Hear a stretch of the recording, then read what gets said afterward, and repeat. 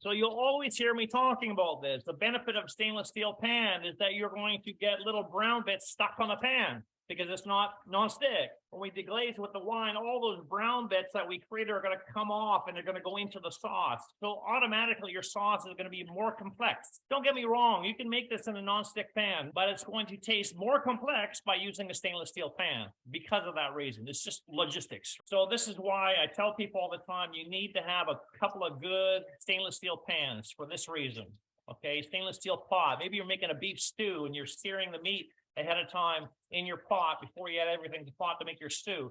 If it's not a stainless steel pot, you can still brown the meat. Yes, I get that. You're going to have brown pieces of meat in your stew, but you're not going to have any residual caramelized bits on the pan or the pot that you're going to lift off in the sauce, and it's not going to taste as good. You have an opportunity just to change out a piece of cookware in order for your food to taste better.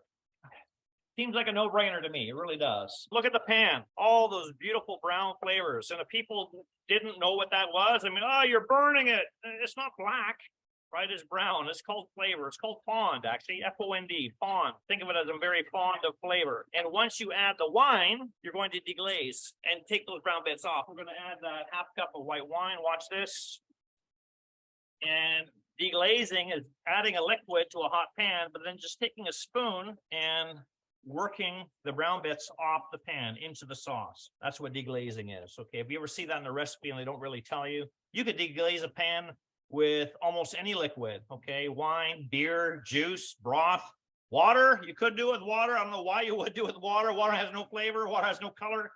Don't ever deglaze with a pure spirit, though, like a 35 to 40% alcohol. You'll have flambe instead of deglazing, or maybe you'll have deglazing in the end, but watch your eyebrows because they'll be coming off if you're not expecting it. Now you look at the pan. Let me tip it. Look at the pan is clean. You don't even need to wash it. Oh, I wish it was that easy. It's deglazed. So we can now move on to our next step.